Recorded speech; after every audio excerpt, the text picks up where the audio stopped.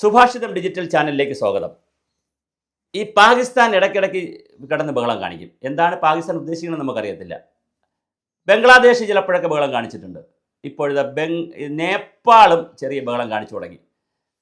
ഇന്ത്യയുമായി കമ്പയർ ചെയ്യുമ്പോൾ നേപ്പാൾ സൈനിക ശക്തിയിലോ കായിക ശക്തിയിലോ സാമ്പത്തിക ശക്തിയിലോ അല്ലെങ്കിൽ പ്രതിരോധ ശക്തിയിലോ ആണവ ശക്തിയിലോ എന്തെങ്കിലും ആണോ നേപ്പാൾ? നേപ്പാളിൽ ഹിന്ദുക്കൾക്ക് ഭൂരിപക്ഷമുള്ള ഒരു പ്രദേശം, അതിനെ ഇന്ത്യയുമായിട്ട് ചേർക്കാൻ എത്ര സമയം വേണമെന്നേ? ആ നേപ്പാളുകാരാണ് അവിടെ ചില കലാപകാരികൾ ഇറക്കി വിട്ടിട്ട് ഇന്ത്യക്കെതിരെ തിരിഞ്ഞു വന്നിരിക്കുന്നത്. ഇന്ത്യ എന്ന് പറയുന്നത് സ്വാതന്ത്ര്യം കിട്ടി, ഇന്ത്യക്ക് സ്വാതന്ത്ര്യം കിട്ടിയതുപോലെ തന്നെ പാകിസ്ഥാന് സ്വാതന്ത്ര്യം കിട്ടിയില്ലേ? പിന്നെ അഫ്ഗാനിസ്ഥാൻ വന്നു, ബംഗ്ലാദേശ് വന്നു, ബർമ്മ വന്നു, പിന്നെ ശ്രീലങ്ക വന്നു, എത്ര രാജ്യങ്ങൾ വന്നു, നേപ്പാൾ വന്നു. എല്ലാ രാജ്യത്തെയും കടത്തി വെട്ടിക്കൊണ്ട് ഇന്ത്യ മുന്നോട്ട് പോയില്ലേ? ഇന്ത്യ ലോകത്തിലെ ഇന്ന് GDP-യിൽ 3-ാമത്തെ രാജ്യമാണ്. അമേരിക്കയും ചൈനയും കഴിഞ്ഞാൽ 3-ാമത്തെ രാജ്യമാണ്. ബ്രിക്സിൽ വളരെ പ്രധാനപ്പെട്ട രാജ്യമാണ്. പിന്നെ അതുപോലെ തന്നെ ഷാങ്കായിൽ നടന്ന ചൈനീസ് സമ്മേളനത്തിൽ കോൺഫറൻസിൽ വലിയ അപ്പർഹാൻ നമുക്ക് കിട്ടിയിട്ടുണ്ട്. അമേരിക്ക നമ്മളെ എതിർത്തപ്പോൾ നമ്മൾ റഷ്യയും ചൈനയുമായി കൈകോർത്തുകൊണ്ട് മുന്നോട്ട് വരികയാണ്. അങ്ങനെ വളരെ മനോഹരമായ രീതിയിൽ ഇന്ത്യ മുന്നോട്ട് പോകുന്നു. GDP-യിൽ വളരെ മുന്നിൽ പോയി, സാങ്കേതിക വിദ്യകൾ മുന്നിൽ പോയി, കൊറോണയ്ക്ക് മരുന്ന് കണ്ടുപിടിച്ചു. ഇന്ത്യയിൽ ഒരുപാട് കാര്യങ്ങൾ നടന്നേ. സ്വച്ഛ ഭാരതത്തിൻ്റെയും അതുപോലത്തെ കാര്യങ്ങളൊക്കെ നടന്നു. ഞാൻ അതിൻ്റെ ഇന്ത്യയിലെ ഗവൺമെൻറ്റിൻ്റെയോ നരേന്ദ്രമോദി ഗവൺമെൻറ്റിൻ്റെയോ ക്ഷേമ പ്രവർത്തനം പറയാനോ PR വർക്ക് ചെയ്യാനോ അല്ല ഈ വീഡിയോ ചെയ്തത്. നേപ്പാളിനോടാണ് ഈ ഉത്തരം. നിങ്ങളുടെ കാര്യം നോക്കണം. ഞങ്ങളെ സംബന്ധിച്ചിടത്തോളം ഞങ്ങൾക്ക് വളരെ ചെറിയൊരു സ്റ്റേറ്റ് കൈകാര്യം ചെയ്യാൻ പറ്റുന്ന ഒരു സംവിധാനം മാത്രമേ നേപ്പാളിലുള്ളൂ. നിങ്ങളവിടെ കലാപം ഉണ്ടാക്കിയതൊക്കെ നിങ്ങളുടെ സ്വന്തം കാര്യം.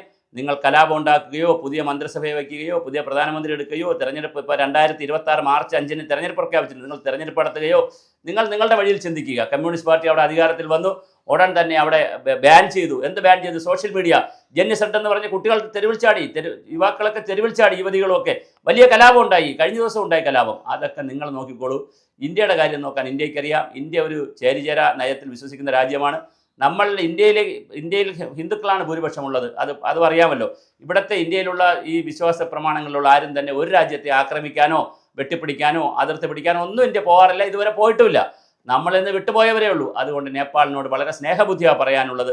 നിങ്ങളുടെ പണി നോക്കൂ, ഞങ്ങൾക്ക് ഞങ്ങളുടെ പണി നോക്കാൻ അറിയാം. ഞങ്ങളെ ചൊറിയാൻ വന്നാൽ മോഹൻലാലിൻ്റെ പണ്ടൊരു നല്ല പ്രസിദ്ധമായ ഡയലോഗുണ്ട്, നമ്മളായിട്ട് ആരെയും ചൊറിയാൻ പോവില്ല, ഇങ്ങോട്ട് ചൊറിയാൻ വന്നാൽ മാന്തി പറിക്കും. അത് പാകിസ്ഥാൻ കണ്ടതാണ്, ഭീകരവാദികൾ കണ്ടതാണ്, ട്രംപ് കണ്ടതാണ്, ലോകം കണ്ടതാണ്. അതുകൊണ്ട് ഇന്ത്യയോട് കളികളൊന്നും വേണ്ട. ഇന്ത്യക്കറിയാം ഇന്ത്യയുടെ കാര്യം നോക്കാൻ. നിങ്ങളെ കാര്യം നോക്കുക. നിങ്ങളോട് ഞങ്ങൾക്കൊരു വെല്ലുവിളിയുമില്ല. നിങ്ങളുടെ ആഭ്യന്തര കലവും മറ്റു കാര്യങ്ങളൊക്കെ നിങ്ങളവിടെ റെഡിയാക്കി കൊടുക്കുക. ഞങ്ങളെ വെറുതെ വെട്ടിക്കുക. ഇന്ത്യയുടെ തോളിൽ വല്ലാതെ കയറി ഇന്ത്യ ഇപ്പം റെഡിയാക്കി കളയും എന്നുള്ള രീതിയിൽ ചിന്തിക്കേണ്ട.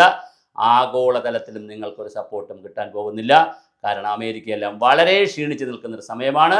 സോവിയറ്റ് റഷ്യയും ചൈനയും ഇന്ത്യയോടൊപ്പം സൗഹൃദത്തിൽ നിൽക്കുന്ന കാലമാണ്. ഇസ്രായേൽ സൗഹൃദത്തിലാണ്, ജർമ്മനി സൗഹൃദത്തിലാണ്, ഫ്രാൻസ് സൗഹൃദത്തിലാണ്, UK സൗഹൃദത്തിലാണ്. പിന്നെ ആരാണ് നിങ്ങളെ സഹായിക്കുക? ആരെങ്കിലും നിങ്ങളെ മോഹിപ്പിക്കുന്നുണ്ടെങ്കിൽ ദയവായി അത് വിട്ടേക്കുക. വെറുതെ നിങ്ങൾ ഇരുമ്പിൽ കടിച്ച് പല്ല് പൊട്ടിക്കേണ്ട.